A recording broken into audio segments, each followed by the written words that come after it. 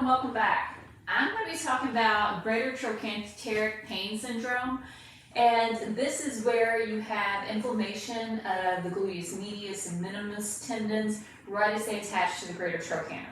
So the greater trochanter is a big bony prominence, and that prominence just means the big bony kind of like part of the bone that just juts out from the other part of the bone. The greater trochanter comes off the femur, okay, which is the big thigh bone. And you can feel your greater trochanter right on the side of the hip. And some people think that is their hip. If you rotate your knee in and out like this, you can feel the greater trochanter move. Okay? If you follow that line straight on down the leg, that is your IT band. You'll feel a nice thick band right there. That's your IT band. It attaches right there on top of the tibia, on the side of the tibia. And the tibia is the big shin bone.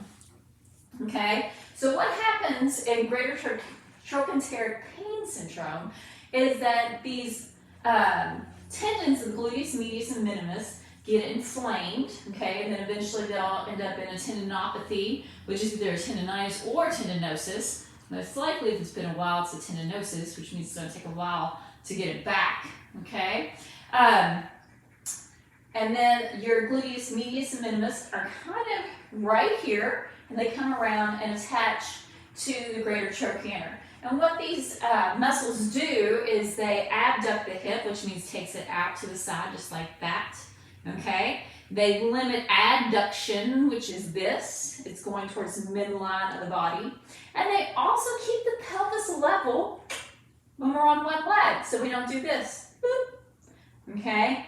Now, what happens when they're not strong and you're walking or you're going up and down stairs or you're standing on one leg is that when you go to that leg, your gluteus medius and minimus aren't strong. They aren't able to stabilize the pelvis. You go onto that leg by itself, and what happens is your knee collapses inward because your pelvis is tilted because you can no longer stabilize it with these muscles because they're not strong.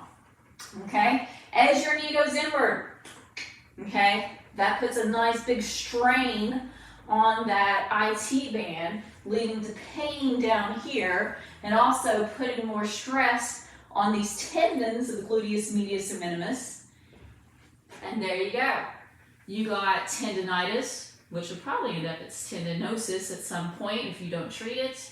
And then you have greater trochanteric pain syndrome. Thank you. I hope to see you next time.